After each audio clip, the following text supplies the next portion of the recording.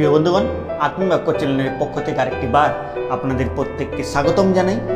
আর ঈশ্বরের শাস্ত্র, পবিত্র শাস্ত্র বাইবেলে আমরা এরকম অনেক ঘটনাকে দেখতে পাই, যেই ঘটনাগুলির দ্বারা ঈশ্বরের নিকটবর্তী আরও আমরা হতে পারি।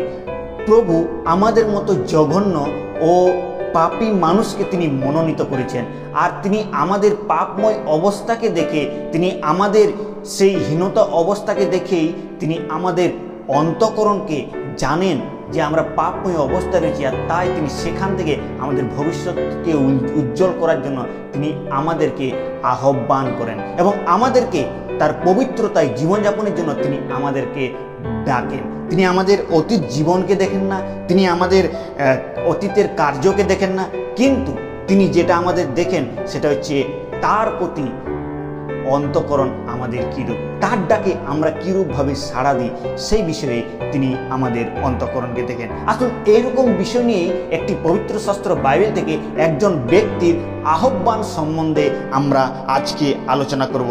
আর সেই ব্যক্তিটির নাম হচ্ছে লেবি। করগ্রাহী লেবির আহ্বান, কিভাবে প্রভু তাকে ডেকেছিলেন, সেই বিষয়ে আজকে আমরা আলোচনা করব। তাই ভিডিওটি আপনারা কেউ স্কিপ না করে শেষ পর্যন্ত দেখুন, আর এর দ্বারা আপনারা যেন আশীর্বাদ প্রাপ্ত হতে পারেন। তো আসুন আমরা আমাদের এই ভিডিওটিকে শুরু করি। আমরা যে বাইবেল থেকে অংশটিকে দেখে নেব, সেটা আজকে আমরা আলোচ্য বিষয় হবে আমাদের সেটা হবে মার্ক লিখিত সুসমাচার তার 2 অধ্যায় 13 পদ থেকে 17 পদ পর্যন্ত আমরা দেখে নেব। আর সেখানে করগ্রাহী লেবির আহ্বানের 3টি বিষয়কে বিশেষ করে আমরা আলোচনা করব। প্রথমে আমরা পড়ে নেব 13 এবং 14 পদ। পরে তিনি আবার বাহির হইয়া সমুদ্র তীরে গমন করিলেন এবং সমস্ত লোক তাহার নিকটে আসিলেন, আর তিনি তাহাদিগকে উপদেশ দিতে লাগিলেন। পরে তিনি যাইতে যাইতে দেখিলেন আলফায়ের পুত্র লেবি কর গ্রহণ স্থানে বসিয়া আছেন। তিনি তাহাকে কহিলেন, আমার পশ্চাৎ আইসো। তাহাতে তিনি উঠিয়া তাহার পশ্চাৎ গমন করিলেন। এখানে আমরা দেখতে পাই 13 পদে বিশেষ করে প্রভু যিশু যেখানে যেতেন সেখানে অনেক শিষ্যরা, অনেক মানুষে তাকে ভিড় করে রাখতেন। আর তিনি এই যে অবস্থাতে রয়েছেন, তিনি সমুদ্র তীরে, সেখানে যখন তিনি আসিলেন আর যখন উপদেশ দিতে লাগিলেন, তখন অনেক মানুষ তার সেই উপদেশকে শুনলেন। এবার তিনি যখন উপদেশ দিয়ে যখন তিনি ফিরে যাচ্ছেন, আর সেই সময়ে তিনি মন্দিরের সামনে এক কর গ্রহণ স্থানে তিনি একজন ব্যক্তিকে দেখলেন, আর তার নাম হচ্ছে লেবি। লেবি ছিলেন একজন করগ্রাহী। জিহুদীদের মতামত অনুযায়ী বা তখনকার সময়ে করগ্রাহীদেরকে মানুষে পছন্দ করত না, তাদেরকে ঘৃণার নজরে দেখতেন এবং তাদেরকে পাপী বলে দেখতেন। কারণটা কি? কেননা যারা করগ্রাহী ছিল, যারা ট্যাক্স আদায় করতেন, তারা বেশি পরিমাণে ট্যাক্স নিয়ে নিতেন এবং নিজের পকেটে তারা ভরতেন। তারা অন্যদেরকে দিতেন না, কিন্তু তারা অন্যদের কাছ থেকে বেশি পরিমাণে কর নিতেন। এই জন্যই জিহুদীরা এবং অন্য ব্যক্তিরা তাদেরকে পছন্দ করত না। কিন্তু দেখো, প্রভু যিশুর কলিং, প্রভু যিশুর আহ্বান, তিনি কাকে, কেমন ব্যক্তিকে ডাকছেন, লেবিকে তিনি কিরকম অবস্থাতে ডাকছেন। 14 পদে তিনি তাহাকে কহিলেন, আমার পশ্চাৎ আইসো। তাহাতে তিনি উঠিয়া তাহার পশ্চাতে গমন করিলেন।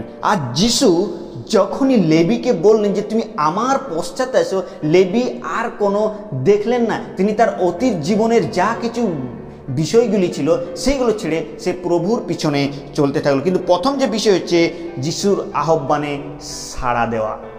প্রিয়রা, আমাদের যেটা প্রয়োজন রয়েছে, যিশুর আহ্বানে আমরা যেন সাড়া দিই। প্রভু যিশু আমাদের সেই যখন আমরা পাপময় অবস্থায় থাকি, যখন আমরা জীবনের মন্দতাতে থাকি, যখন আমরা নিরাশাতে থাকি এবং যখন আমাদের জীবনে আশাবিহীন অবস্থায় থাকি, আর তখন প্রভু যিশু আমাদেরকে ডাকেন। আর তখন যদি আমরা তার ডাকে সাড়া দিই, আর তাহলে তিনি আমাদের জীবনকে বদলে দেন।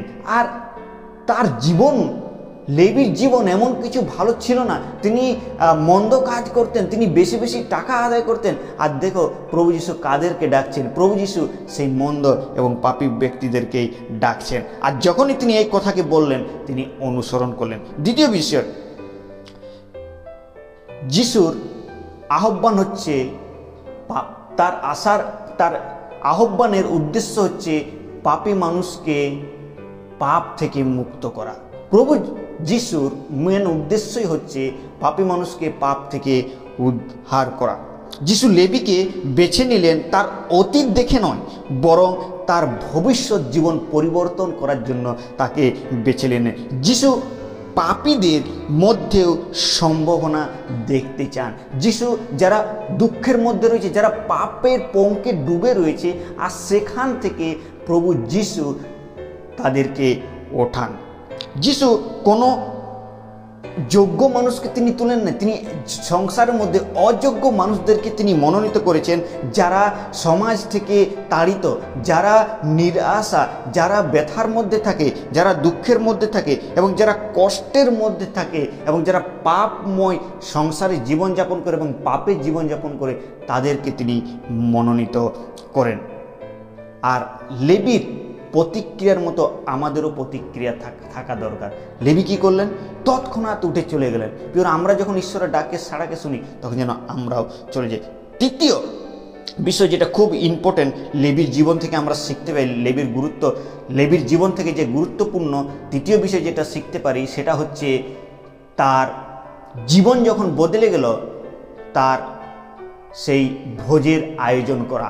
তার মানে অন্যদের জন্য চিন্তিত হওয়া। এতদিন সে নিজের জন্য চিন্তিত ছিলেন, এতদিন সে অন্যের কাছে বেশি বেশি অর্থ নিতেন এবং ট্যাক্স নিতেন, বেশি বেশি নিজের পকেটে ভরতেন, তিনি তার নিজের পকেটকে কখনো খুলেননি। কিন্তু এইবার যখন প্রভু যিশুকে তিনি জানলেন, প্রভু যিশুকে যখন তিনি চিনলেন, আর তখন তিনি নিজের পকেটকে খুলছেন, তিনি প্রত্যেকের জন্য ভোজ প্রস্তুতকে করলেন। আর সেখানে এক বড় বিষয়কে আমরা দেখতে পাই। আর এখানেই যখন তিনি ভোজ প্রস্তুত করলেন, আর তিনি তার সেই সেবাকে তিনি প্রদর্শন করলেন। তারপর যদিও আমরা এখানে দেখতে পাই যে যখনই আমরা আমাদের জীবন, আমাদের অতীতের মন্দতাকে আমরা যখনই ছেড়ে দেব, যখনই আমরা অতীত জীবনযাপন থেকে আমরা ফিরে আসব, তখনই আমাদের জীবনে বাধা আসবে।